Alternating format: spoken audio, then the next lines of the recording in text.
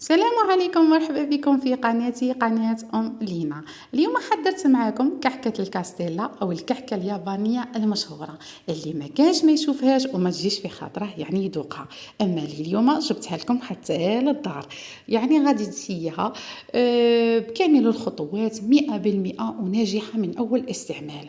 كما كاع نعرفوا الربيع والخرجات، يعني تقدري تعتمديها في خرجاتك كما انا درتها في ليبوات ورافقتها بكريم تاع فخاز. تقدري تعتمديها لضيوفك مع اتاي مع قهوه، يعني في كاع المناسبات غادي تساعدك. بالنسبه للمكونات كان عندي 80 مليلتر من الحليب، زدت لها 25 مليلتر من الزيت، 55 غرام من الزبده، ذوبتهم على النار وزدت لهم 80 غرام من الفرينه اللي كنت غربلتها. يعني غادي نخلط كاع المكونات اللي عندي ونزيد لهم 5 صفار بيض و5 بيض راح نحتفظ بهم باش نخدمهم يعني مورينغ. بالنسبه للخليط هذا اللي عندي غادي نكثر فيه الفاني، وبعدها راح نعتمد شويه تاع اروم تاع الفخاز.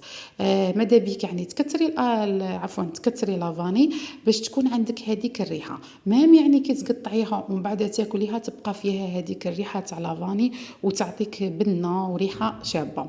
بعدها راح نروح للبياض، غادي ندير له رشه تاع ملح وندير له 80 غرام تاع سكر، لكن هذاك السكر غادي نديره على 3 دفعات.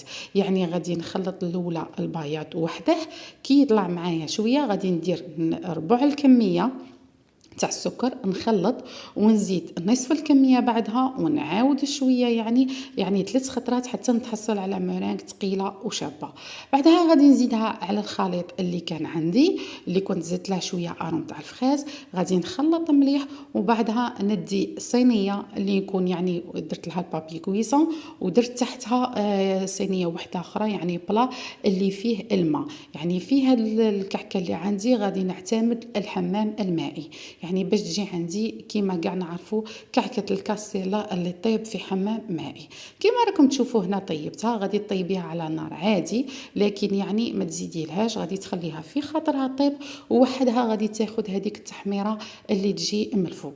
كيما انا شفتوا قطعتها يعني مربعات صغار وبعدها اعتمدتها في ليبوات مع الكريم تاع الفخاز اللي غادي نخليها لكم يعني في الفيديوهات الاخرين.